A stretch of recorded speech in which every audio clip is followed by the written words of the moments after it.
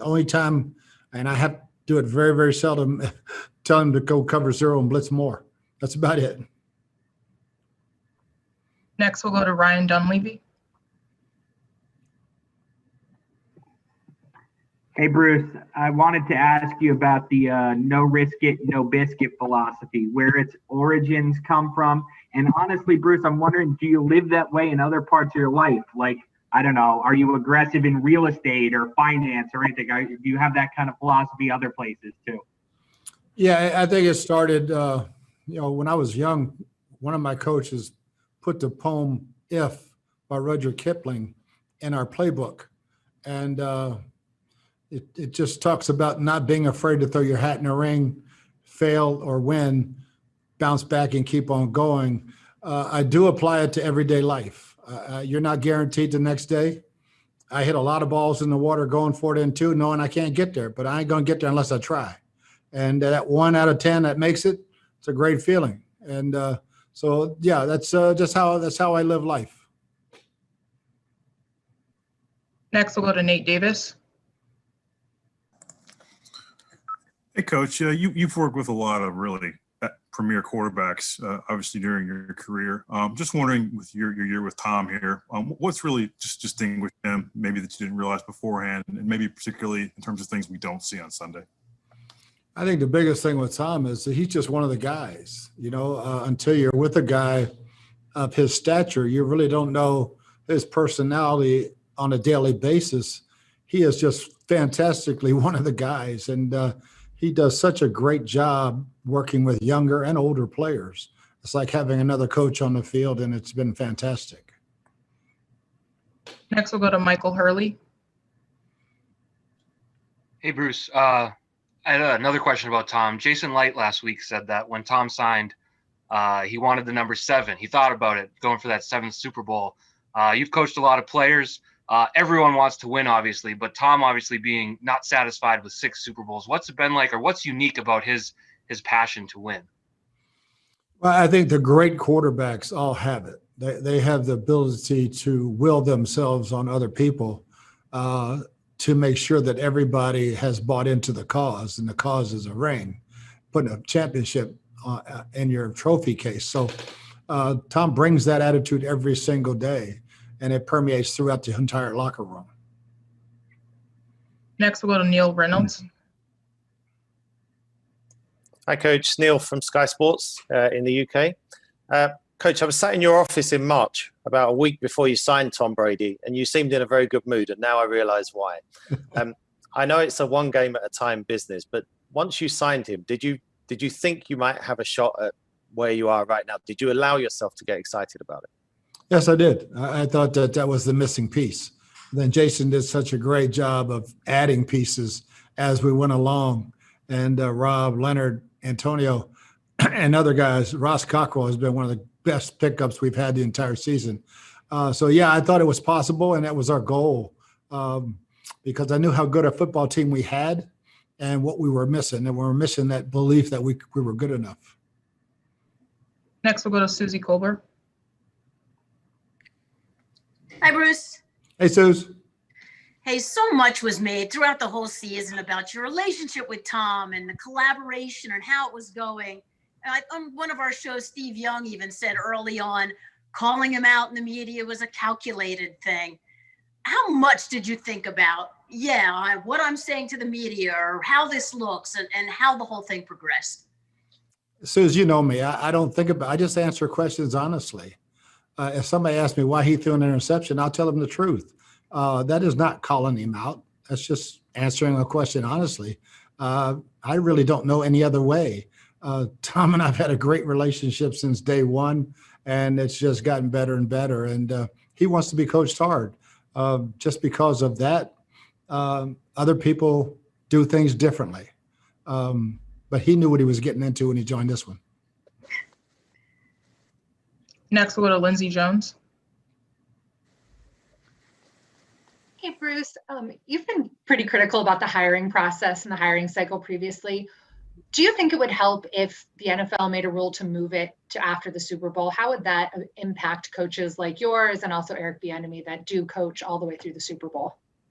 Yeah, I think that would be a great rule. I really do. If everybody had to wait until after, I know everybody's going to go behind their back anyway, and agents will have agreements with people. But I think the hiring process should wait till after the season. Next, we'll go to Greg Auman. Hey, Bruce, obviously we had some great plays the last 3 weeks from Sean Murphy-Bunting. I know he's come a long way from his first preseason when you had to kind of have some harsh words for him in terms of showing up and not being invisible out there. Where have you seen the biggest growth from him? Well, I think the biggest thing with Sean, he was playing beat up almost the entire season, and he learned to play with injuries and still play extremely well. It was a matter of getting his confidence back totally, that he could play. Like I told him, you at 85% better than most people at 100. And so just get out there and do what you can do best. Then as started making plays one after another, and now he's playing with extreme confidence. Next, we'll go to Katie Baker. Hi there, Coach. I was wondering if you could speak a little bit to the comeback of Jason Pierre-Paul, especially in light of what you were saying earlier about, kind of getting back up. And I think your beginning as a coach coincided with his, car accident. And I'd love to hear about what you've seen from him over the years.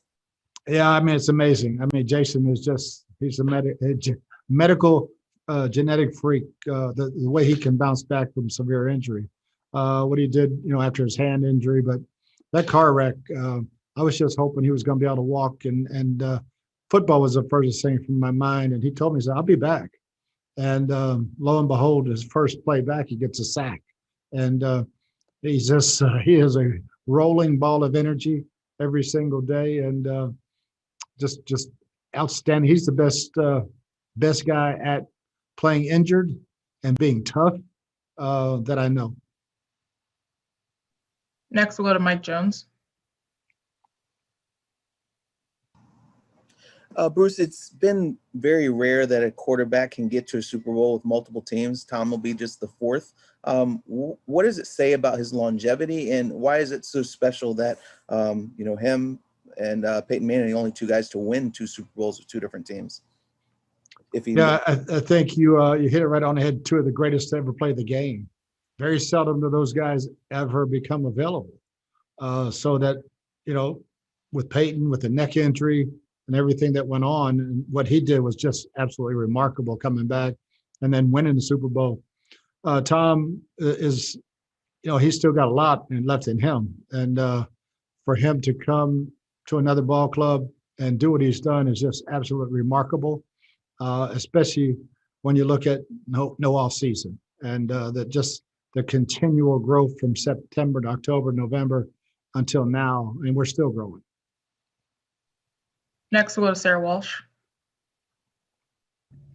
Hey, Bruce, can you just update us on what practice was like for you guys today? I know you had some of the media craziness yesterday, but sort of the more football-like routine of getting back to that today, and just update us on those guys that are everyone's kind of keeping an eye on injury-wise. Yeah, today was a bonus day, so it was strictly walkthrough. We had about 40 or 50 plays of walkthrough, and so all those guys participated, but they're still not ready to go. Next, we'll go to Tom Rock. Bruce, 2 quick questions, if I could. The first about your brief retirement. I've heard you talk about how the stars aligned to bring you to Tampa. What if they hadn't? Do you think you would have been content not being a head coach? Yeah, totally. I totally would have. The thing that doing the broadcasting was fun, just being in the locker room, seeing coaches, seeing players, going to practice on Fridays.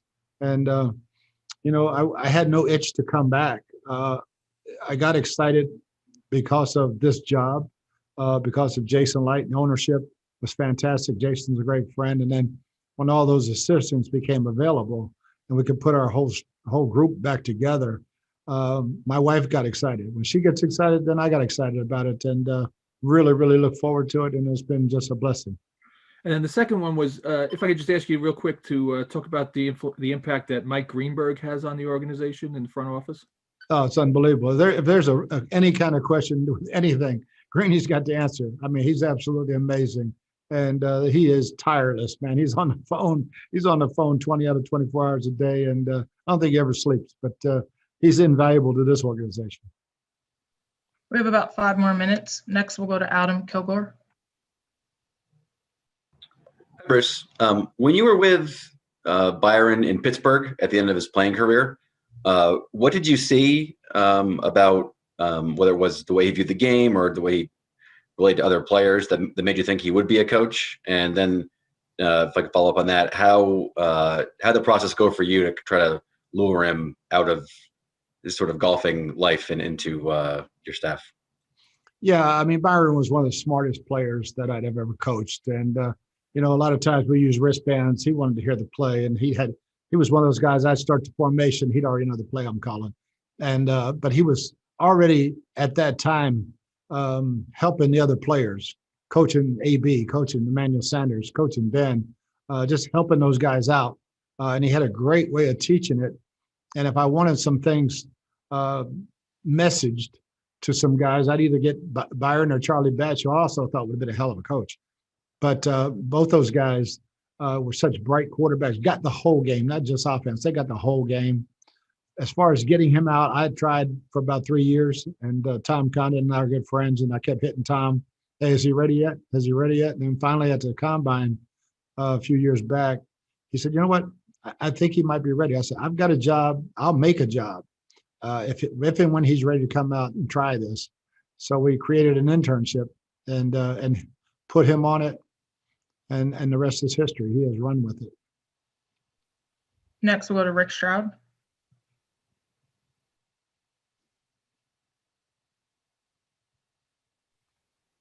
Rick, can you hear us? All right, we'll go to James Scully.